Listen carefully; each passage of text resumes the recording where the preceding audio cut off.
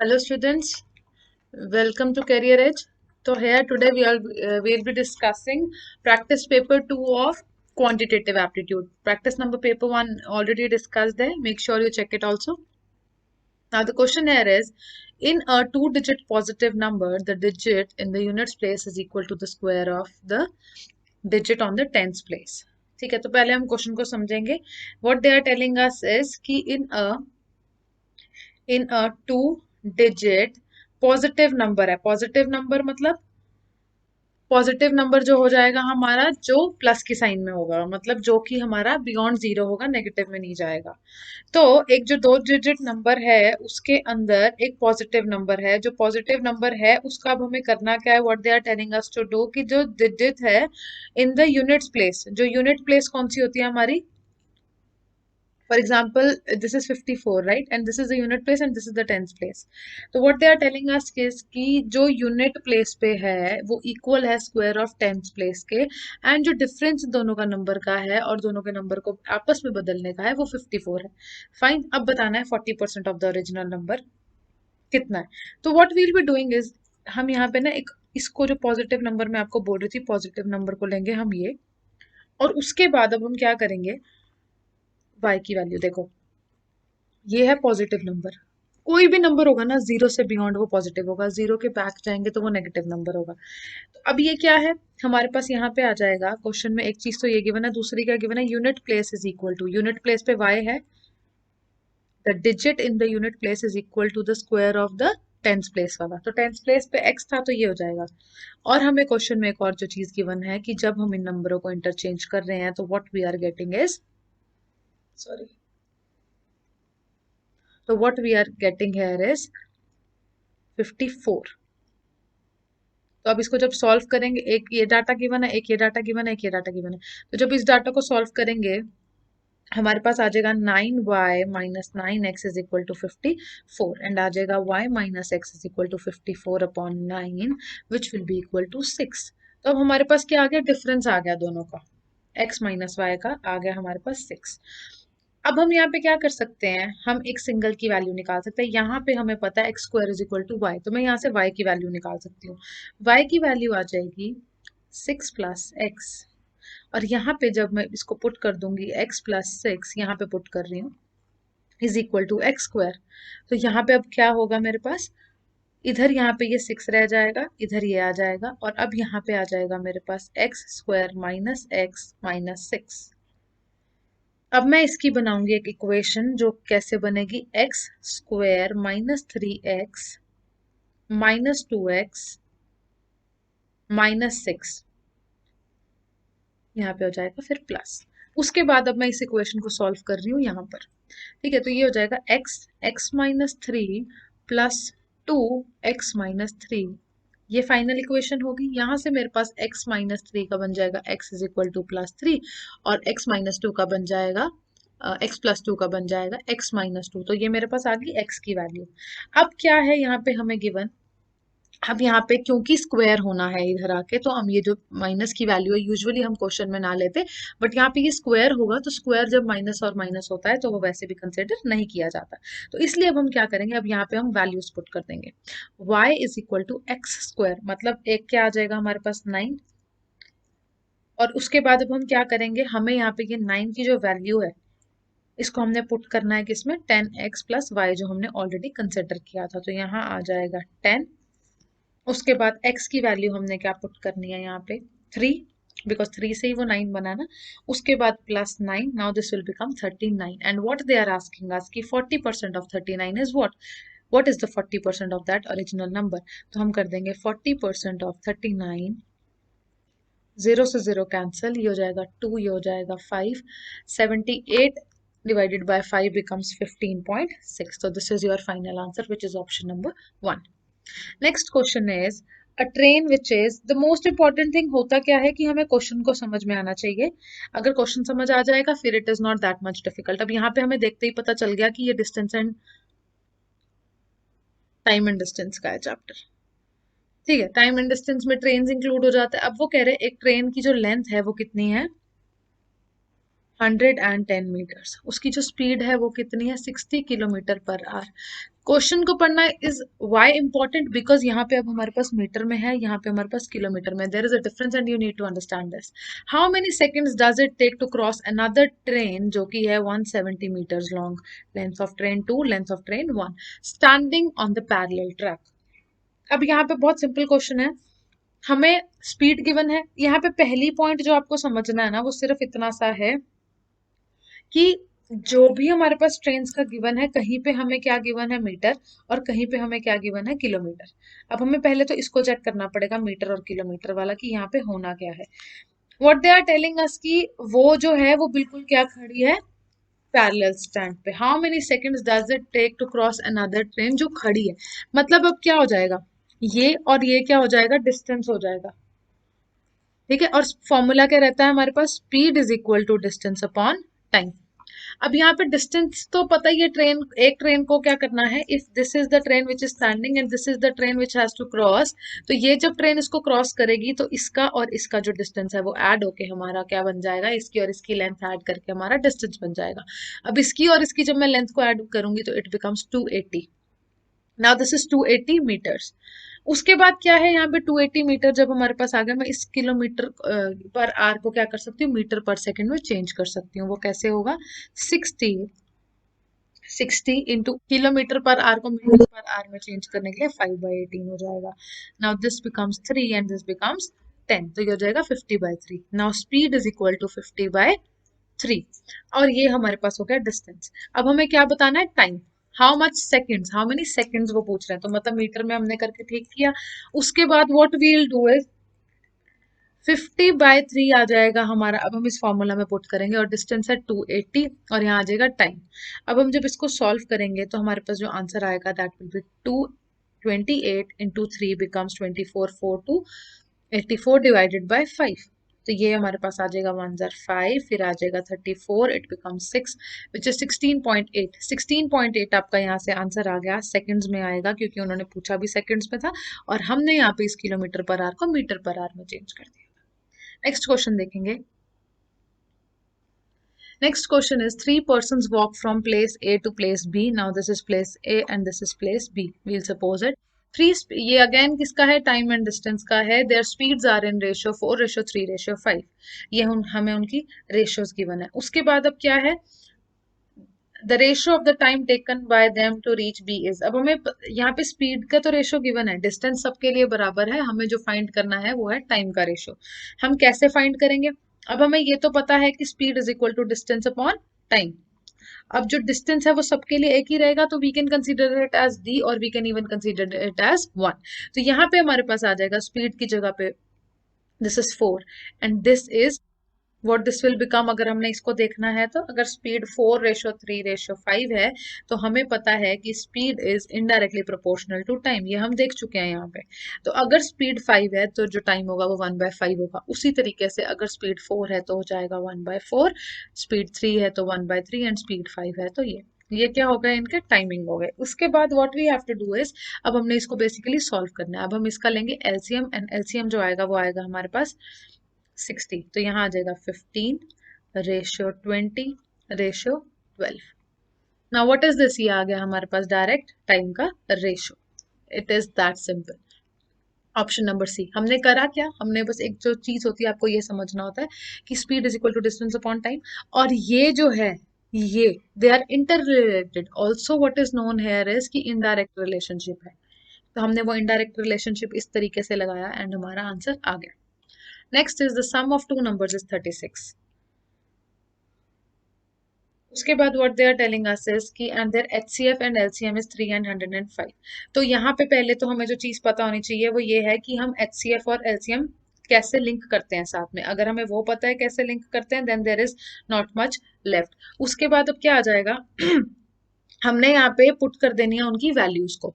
यहाँ पे सम जो है वो हमें गिवन है, उसके बाद हमें उनका एचसीएफ गिवन है, उसके बाद हमें उनका एलसीएम गिवन है।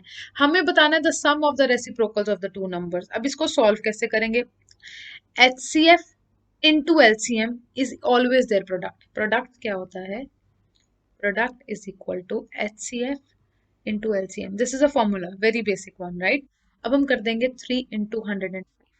तो यहाँ पे हमारे पास प्रोडक्ट आ जाएगा 15 315. ये हो गया हमारे पास प्रोडक्ट. उसके बाद what we have to do is, according to the question हमें ये पता है x प्लस वाई, मतलब पहला नंबर इंटू पहला नंबर और दूसरे नंबर को ऐड करके इट इज 36. और हमें क्या पता है कि जो उनका the sum of two numbers is 36, और हमें प्रोडक्ट पता है एक्स वाई का क्या है 315. तो हम अब यहाँ पे क्या कर सकते हैं, और हमें फाइंड क्या करना है वो भी देखते हैं. सम ऑफ द रेसिप्रोकल्स. रेसिप्रोकल क्या होता है, अगर एक्स है ना तो इसका रेसिप्रोकल हो जाएगा 1/x, और वाई है तो इसका रेसिप्रोकल हो जाएगा 1/y. हमें बताना है the sum of their reciprocals. अब हम इसको फाइंड कैसे करेंगे, 1x प्लस 1y हमें ये फाइंड करना है. एलसीएम लेंगे तो ये हमारे पास बन जाएगा x प्लस वाई. अब हम क्या करेंगे, यहाँ पे x प्लस वाई की वैल्यू पुट कर देंगे विच इज 36, अपॉन कर देंगे एक्स वाई की value which is 315. And now we'll solve it which becomes 1 2 and 105. Then it goes on 4 and then it goes on 135 35. Now it is 4/35 is your final answer here. Next question is, a piece of land came to a person, three middlemen each gaining 20%. If the person purchased the land for 3 4 5 600, the original cost was, देखो, there was an original cost, be it x. इस x के ऊपर एक बंदे ने कितने रखे पैसे, 20% रखे, मतलब दूसरे पे 80 पहुंचे. जो 80 पहुंचे उस पे दूसरे ने क्या रखे, अगेन 80 रुपए रखे. और उसके बाद तीसरे बंदे ने, 3 मिडल मैन थे ना, तीसरे ने भी 80 रखे, तब जाके इतने की एक बंदे को ये लैंड मिली है. Now here the question is कि अगर वो मिडल मैन ना होता तो ओरिजिनल कॉस्ट कितनी होती. ओरिजिनल कॉस्ट फाइंड करेंगे, 0 से 0 कैंसिल, 0 से 0 कैंसिल, 0 से 0 कैंसिल हो गया. उसके बाद 4/5, 4/5 एंड 4/5, ये हमने कर दिया यहाँ पे सॉल्व. उसके बाद अब हम क्या करेंगे, यहाँ पे x यहीं रहेगा because x is the original cost. And then we'll what we'll do is 3 4 5 600, ये आ जाएगा 4 इंटू 4 इंटू 4, और इधर हमारे पास आ जाएगा 5 इंटू 5 इंटू 5. अब हम क्या करेंगे, इसको सॉल्व कर देंगे. तो 3 4 5 600 को पहले हम एक 4 के साथ कैंसिल करेंगे, तो हमारा जो आंसर आएगा वो आएगा 86400. और उसके बाद फिर हम 8400 को फिर से 4 के साथ कर देंगे, तो आ जाएगा ये 21600. उसके 21600 को हम फिर से 4 के साथ कर देंगे, तो यहाँ आ जाएगा हमारे पास 5400. अब इस 5400 को हमने क्या करना है, सॉल्व करना है. 5400 को हमने मल्टीप्लाई करना है 5 इंटू 5 इंटू 5 के साथ, तो हमारे पास हमारा आंसर जो है वो आ जाएगा, एक्स की बेसिकली वैल्यू आ जाएगी. Fine. Next question is question number 5 and here what we are told is कि एक पर्सन है, उसने एक लैंड खरीदी and 3 middleman each gaining 20%. मतलब उसने एक एक्स चीज खरीदी, एक बंदे ने उसको कितने की बेची, 20% अपना प्रॉफिट रखा. तो वैसे तो 100% ही कॉस्ट जानी चाहिए थी, बट उसने उसको 120 की दी. उस बंदे ने आगे जब बेची तो उस बंदे ने भी 120 की कॉस्ट रखी, उस बंदे ने भी 120 की कॉस्ट रखी. ये परसेंटेजेस के 100 आ जाएंगे ना. ये जो था ये फाइनल वैल्यू उसको कॉस्ट करी 345,600 की. अब हमें बताना है कि ओरिजिनल कॉस्ट कितनी थी. ओरिजिनल कॉस्ट, एक बंदे ने, फॉर एग्जांपल ए बंदा है, उसने खरीदी 100 की, उसने अपना 20% रखा, वो 120 की रख ली उसने. उस 120 को उसने फिर 20% पे भेजा, और फिर जो प्राइस आया उसने फर्दर 120 पे उसको आगे बेचा. तो ये 0 और 0 कैंसिल, 0 और 0 कैंसिल, 0 और 0 कैंसिल, 6/5 6/5 एंड 6/5. ये आ गया हमारा यहाँ पे ऐसे. उसके बाद अब x इस तरफ रहेगा, और उसके बाद हो जाएगा 345,600 इंटू 5 इंटू 5 इंटू 5 अपॉन 6, हाँ अपॉन 6 इंटू 6 इंटू 6. अब हम क्या करेंगे, इसको फर्दर आगे सॉल्व कर देंगे, तो ये हो जाएगा डिवाइडेड बाय 6. जब हम पहले इसको करेंगे तो आंसर हमारे पास आएगा 57600. उसके बाद फिर से हम उसको 6 से डिवाइड करेंगे, दिस विल बिकम 9600. एंड फिर उसके बाद 9600 को हम फिर से जब डिवाइड करेंगे 6 से, तो इट बिकम्स 1600. उसके बाद 1600 को जब मैं मल्टीप्लाई करूंगी 125 के साथ, बिकॉज 5 इंटू 5 इंटू 5 इज 125, तो जो हमारे पास फाइनल आंसर आ जाएगा दैट इज 2 लाख रुपीज. मतलब जो जमीन थी 2 लाख की, उसको वो कितने की पड़ी, 3,45,600 रुपीज की. So this is our final answer now. Question number 6 देखेंगे. Ratio of the ages of two students is 3:1. 2, तो be it 3x and 2x.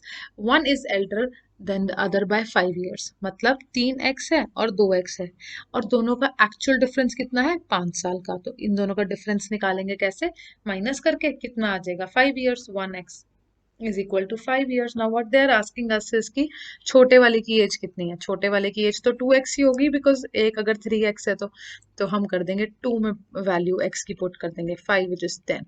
तो हमारा जो फाइनल आंसर है that is option number B है. Next is average runs of a cricket player in 10 innings was 32. 10 innings में उसकी कितनी थी average runs scored was this. अब मैंने ये पुट कैसे किया, I will be explaining you here. Average का फॉर्मूला क्या रहता है, sum of things upon number of things. तो यहाँ पे हमें पता है कि एवरेज कितनी है 32, मैंने एवरेज की जगह पे 32 लिख दिया. नंबर ऑफ थिंग्स कितनी है 10, मैंने 10 लिख दिया. अब यहाँ पे हमें सम नहीं पता, ऑब्वियसली सम भी अब पता चल गया कितना है 320, बिकॉज ये यहाँ जाके मल्टीप्लाई हो जाएगा. How many runs must he take in his next inning so that to increase his innings by 4. अब देखो, एवरेज उसको इंक्रीज करना है, 36 हो जाएगा एवरेज. वो पूछ रहा है कि उसको कितनी जरूरत है अपनी अगली इनिंग लेने की. अब देखिए यहाँ पे क्या है, how many runs must he take in his next innings. मतलब अब यहाँ पे 11 ही करेंगे, पहले 10 इनिंग्स तो उसकी हो चुकी है, अब एक ही इनिंग और करेंगे. बट वो कह रहे हैं वो जो एक इनिंग करे ना, उससे उसका जो एवरेज है वो 4 से बढ़ जाए. मतलब 32 से 36 कर दिया, एक इनिंग बढ़ा दी. अब यहाँ पे जब हम करेंगे तो ये बन जाएगा 396. अब 396 है 11 इनिंग्स का, 10 इनिंग्स का 320 है. तो अब हमें बताना है कि कितना डिफरेंस हुआ. डिफरेंस हुआ 76 का. तो ये उसको अगले उसमें क्या करना था, रन इतने स्कोर करने थे. तो this is our option number A is our final answer. Next is the speed of 3 cars are in this ratio. ये क्वेश्चन जैसे हमने पहले किया है, ये ऑलमोस्ट वही का वही क्वेश्चन है. उसके अंदर भी हमने क्या किया था, हमने स्पीड और टाइम का इनवर्स निकाला था. इसके अंदर भी वैसे का वैसा ही क्वेश्चन हमें गिवन है. फाइन.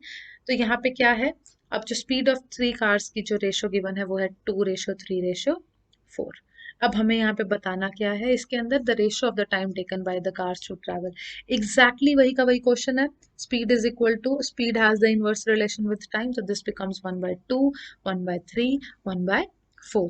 तो यहाँ पे एलसीएम हम ले लेंगे 12 और इधर आ जाएगा 6, 4 एंड 3. तो this is option number D है. नेक्स्ट क्वेश्चन देखेंगे. नेक्स्ट क्वेश्चन में जो हमें डिटेल गिवन है that is a 20 litre mixture of spirit and water. यहाँ हम लिखेंगे स्पिरिट, यहाँ हम लिखेंगे water. The detail given to us is कि उसके अंदर 10% वाटर है. तो 20 का 10% कैसे होगा, 20 का 10% 2 ही होगा.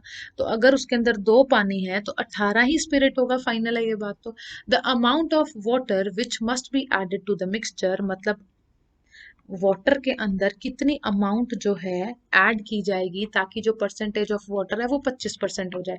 Now you need to understand one thing, out of 100% they are telling us कि 25% किसकी हो जाए, वाटर की हो जाए. अगर 25% वाटर होगा तो स्पिरिट कितना होना चाहिए, 75%.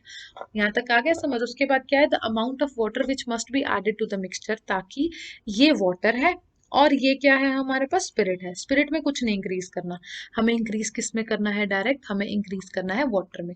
अगर वाटर 25% है तो ये 75% ही होगा. And when we solve it will be getting our answer. तो ये हो जाएगा 18 2 + x/3 = 1. और यहाँ पे आ जाएगा 18 = 6 + 3x. तो यहाँ हो जाएगा 12 = 3x एंड x = 4. अब हमें क्या बताना था, कितना पानी लगाएंगे हम ताकि वो 25 हो जाए, 4 लीटर्स. फाइन. नेक्स्ट क्वेश्चन देखते हैं. One side and one diagonal of a rhombus is this. One side of, इसके लिए अब क्या है, हमें फॉर्मूला पता होना चाहिए किस चीज का, सिंपल रोम्बस का. And when we are known to it, अब ये क्वेश्चन सॉल्व करना इतना डिफिकल्ट रहेगा ही नहीं, क्योंकि हमें वन साइड गिवन है, वन डायगोनल गिवन है. उसके बाद रोम्बस का 5 सेंटीमीटर और ये हमें एरिया बताना है. उसके लिए बेसिक आपकी रिक्वायरमेंट क्या है, आपको पता होना चाहिए कि एरिया ऑफ अ रोम्बस निकलता कैसे है. And when you are done with that तो उसके बाद कुछ भी करना मुश्किल नहीं रहता है. वैसे जो फॉर्मूला रहता है half into diagonal 1 into diagonal 2. ये हमारा सिंपल सा फॉर्मूला होता है. बट अब इसके अंदर क्योंकि हमें क्या गिवन है, यहाँ पे हमें सिर्फ इतनी सी चीज गिवन है कि आपका एक साइड गिवन है और एक डायगोनल गिवन है. तो we'll be drawing it first. अब ये साइड अगर हमें गिवन है 5 और ये डायगनल हमें गिवन है 8, तो what we can do here is हम यहाँ पे पहले तो इस एरिया को निकाल सकते हैं, एंड जब हम इस एरिया को और इस एरिया को निकालेंगे तो हमारे पास अपने आप ही क्या होगा, आंसर आ जाएगा। फाइन। अब यहाँ पे हम करेंगे क्या, बेसिकली यहाँ पे हम इसको एक और में अगर डिवाइड कर देंगे तो it is a rule for rhombus की जो ये चार एंगल्स होते हैं ये 90 डिग्री के फॉर्म होते हैं। तो ये अगर हमें ये पता चल जाएगा कि ये 90 डिग्री है तो हम यहाँ पे क्या पुट कर सकते हैं, हम यहाँ पे फॉर्मूला पुट कर सकते हैं जिससे कि क्या होगा, हमें वैल्यू पता चल जाएगी हाफ ऑफ द डायगोनल की। अब अगर ये 5 है और ये 8 है तो हमारा जो यहाँ पे 90 डिग्री तो यहाँ बन रहा था ना, अगर ये 5 है तो ये 4 होगा क्योंकि 4 तो बचा हुआ यहाँ है। If this is 4 and this is 5 तो 5 का क्या हो जाएगा 25। अब ये हमें आप पुट क्या कर रहे हैं, हाइपोटेन्यूज वाला पाइथागोरस थ्योरम लगा रहे हैं जिसके अंदर I will be making a clear picture of it here. देखो, this is a rhombus and these are the diagonals. One of the diagonal is given to us, be it A, B, C and D and this be O. Fine.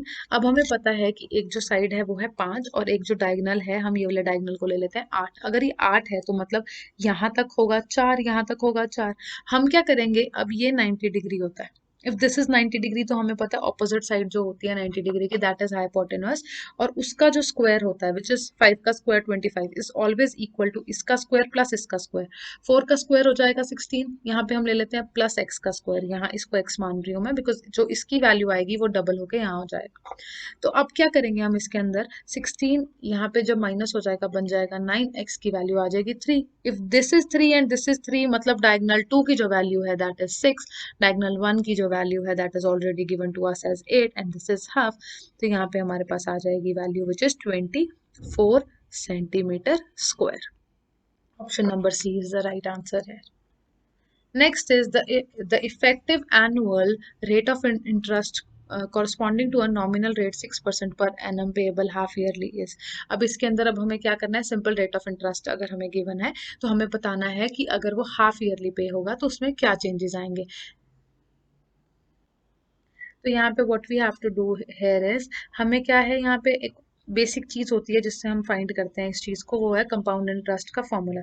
Compound interest के formula में what we have to do is हमें लेना होता है principal और उसके बाद principal plus 1 upon rate into 100 का, ये हमारा रेट अपॉन 100 का फॉर्मूला होता है हमारा। और यहाँ पे हमारे पास आ जाता है नंबर ऑफ ईयर्स। तो यहाँ पे हमें एक साल का ही बताना है बट वो एक साल में 2 बार कैलकुलेट हो रहा है। अगर वो एक साल में 2 बार कैलकुलेट हो रहा है तो देयर इज अ फॉर्मूला। यहाँ पे क्या करते हैं हम, जितना भी टाइम होता है ना, यहाँ पे जनरल फॉर्मूला तो रेट और टाइम का ऐसे होता है, हम टाइम को कर देते हैं डबल और रेट को कर देते हैं हाफ। ये फॉर्मूला चलता है हमारा। तो अब यहाँ पे हम प्रिंसिपल को फिलहाल 100 मान लेंगे और यहाँ 1 प्लस रेट ऑफ इंटरेस्ट जो 6 था उसको ले लेंगे 6 और यहाँ पे ले लेंगे 2 इंटू 100 और यहाँ पे टाइम आ जाएगा 2। 100 प्लस 1 और इधर आ जाएगा 3, अब ये हो जाएगा प्लस 103 अपॉन 100। उसके बाद यहाँ पे आ जाएगा इसका square and then what we have to do is 100 इधर होगा हमारे पास और यहाँ पे हमारे पास आ जाएगा 100 into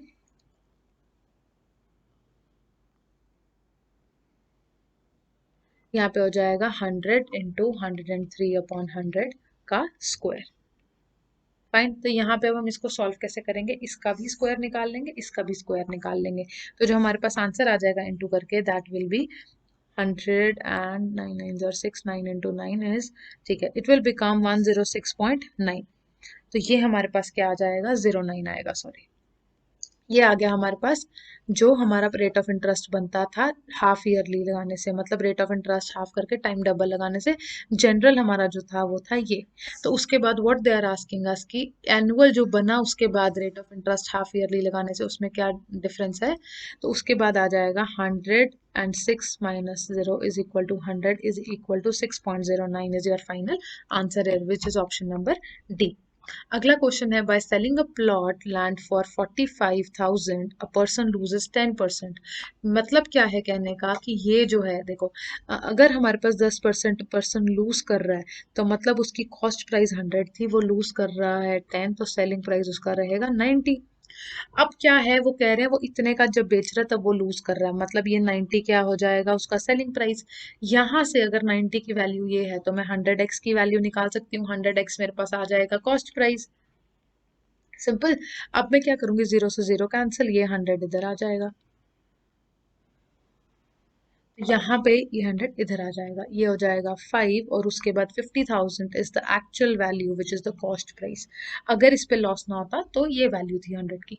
eight what price he should sell to gain 15%। अब मैं यहाँ पे क्या करूंगी, अगर 15% गेन करना है तो ऐसा होगा, ये कॉस्ट प्राइस रहेगा, ये गेन परसेंट रहेगा, सेलिंग प्राइस 115 हो जाएगा, तो वही होगा। अब मैं इसका 115 निकाल दूंगी और मेरे पास जो है वो आंसर आ जाएगा यहाँ पे फाइनल। उसके बाद 2 जीरो से 2 जीरो चले जाएंगे एंड उसके बाद 115 into 5 becomes 5 7 5 and 2 zeros. So this is your final answer which is option number C. And उसके बाद नेक्स्ट क्वेश्चन देखते हैं, question number 13। In a fruit shop the cost price of 25 mangoes is equal to the selling price of 20 mangoes. Equate कर दिया। अब हमें बताना है the percentage profit earned by the shopkeeper is how much percent. तो यहाँ पे अब मुझे पता चल गया, मैं यहाँ पे काट दूंगी इसको 5 से, इसको 4 से। तो 5 cost price is equal to 4 selling price. Cost price upon selling price is equal to 4:5। ये आ गया आंसर। उसके बाद अब क्या करना है, हमें बताना है प्रॉफिट परसेंट। प्रॉफिट का फॉर्मूला हमारे पास क्या रहता है, selling price minus cost price. Profit percent का क्या रहेगा, अपॉन कॉस्ट प्राइस इंटू 100। तो ये हो जाएगा selling price minus cost price is 1 upon cost price is 4 into 100। This becomes 25%, which is option number A. So this is our right answer here. Moving on to the next question. In what proportion must the water be mixed with the spirit to gain 20% by selling it at the cost price? In what proportion must water be mixed with spirit, मतलब spirit अगर 100 है तो उसमें पानी कितना मिलना चाहिए, जो ऑलरेडी 0 था उसमें कितना ऐड करें ताकि 20% गेन हो पाए। A very simple question. यहाँ पे अब हमें क्या था, पानी तो पहले उन्होंने बिल्कुल भी नहीं ऐड किया था क्वेश्चन में, but what they are telling us कि हमें उसमें कितना पानी ऐड करना चाहिए बेसिकली, ताकि क्या हो, जो हम बेच रहे हैं स्पिरिट उसके अंदर 20% का गेन होना चाहिए। बेसिकली कॉस्ट प्राइस तो वही की वही रहेगी, कॉस्ट प्राइस में तो कुछ नहीं ऐड हो रहा बिकॉज पानी की कॉस्ट कभी भी नहीं ली जाती। तो यहाँ पे हम क्या करेंगे, हम यहाँ पे मान लेते हैं कॉस्ट प्राइस जो थी स्पिरिट की 10 रुपए थी, और जो सेलिंग प्राइस है अब वो कितनी हो जाएगी, कितना चाहिए उसको, 20% गेन होना चाहिए। तो अब हम यहाँ पे क्या करेंगे, हम यहाँ पे लगाएंगे, ये 100 थी तो ये 12 हो जाएगी, तो ये इधर आ जाएगी हमारे पास 100 और sorry 10 upon 12 cost price upon selling price होगी। उसके बाद अब क्या है कि हमें इतने का फ्री पड़ना था, अब सेलिंग प्राइस ये है, ये हो गया 5, ये हो गया 6। इसका मतलब जिसमें से 5 पानी था तो 1/6 ही होगा। ये आपका आंसर आ गया, ratio of water to. Next question देखेंगे हम। A can do a certain work in the same time as B and C can do. A जो काम कर सकता है अकेला वो सेम टाइम में कर सकता है जितने में B और C बराबर में कर सकते हैं।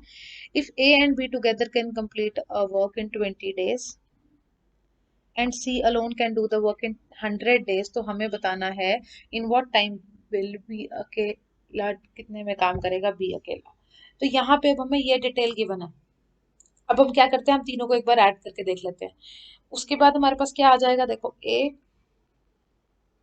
ये आ जाएगा यूनिट वर्क, ये दोनों पूरा काम इतने दिन में खत्म कर रहे हैं तो एक दिन में ये 1/20 काम खत्म करेंगे। सिमिलरली सी एक दिन में 1/100 काम खत्म करेगा। ये हमें यहाँ से इनकी डिटेल इतनी सी पता चल गई है। Now what they are telling us is कि हमें टोटल बताना है इसके अंदर क्या होगा। टोटल कैसे निकालेंगे हम, ये अब हमारे पास है सी का 1 डे वर्क और ये हमारे पास ए और सी का ए और बी का, वील ऐड देम। ये हमारे पास आ जाएगा 100/6। अब ये जब आ गया हमारे पास 100/6, अब हम इसको फर्दर सॉल्व करेंगे तो ये दिस विल बिकम 3/50। अब ये 3/50 आ गया हमारे पास। उसके बाद what we have to do here is 1/6 आ जाएगा, 3/50 आ गया। अब ये जो 3/50 हमारे पास आ गया, ये है ए बी और सी का टोटल जो है वर्क। अब हम क्या कर सकते हैं, हमें पता है जो ए है वो बी और सी के वर्क के बराबर है, और दूसरी बात हमें ये पता है कि जो सी का वर्क है वो 100 है। तो what we will do is A का जो वर्क है वो उसके अंदर बी प्लस सी का वर्क है वो, इसको जब हम ऐड कर देंगे तो हमारे पास आना चाहिए था 3/50। इसका मतलब ये और ये बात तो एक ही है, मतलब हम 2a को कर देंगे 3/50 बिकॉज b प्लस सी की वैल्यू भी यही है ना। तो यहाँ से हमारे पास a की जो वैल्यू आ जाएगी वो आ जाएगी 3/100। उसके बाद जब हमारे पास वैल्यू आ जाएगी ए की 3/100, अब हम क्या करेंगे, इसको इस वैल्यू में से माइनस कर देंगे। तो 3/100 को हम माइनस कर देंगे, इधर प्लस करना था इसमें 1/b अपॉन 1/20, 1/b इधर ही रहेगा और इधर हो जाएगा 1/20 minus 3/100 which becomes 100, 5 minus 3 which becomes 2/100 which is 50 is your final answer. तो this is how we find it. यहाँ पे अब हमारे पास आ जाएगा 50 which is option number B, final answer यही है। उसके बाद we are winding up this because we are done with today's session, जिसमें 15 क्वेश्चंस थे, हमने डिस्कस किया जो पंजाब कोऑपरेटिव बैंक, पीएसपीसीएल और एसबीआई क्लर्क के लिए इंपॉर्टेंट है। बाकी if you have any sort of information you want to ask, any you have any sort of query, कुछ भी आपको पूछना है, कुछ भी बात है, तो आप ये गिवन नंबर पे कॉल कर सकते हैं या फिर छोटी बारादरी में ब्रांच में विजिट कर सकते हैं। Thank you so much.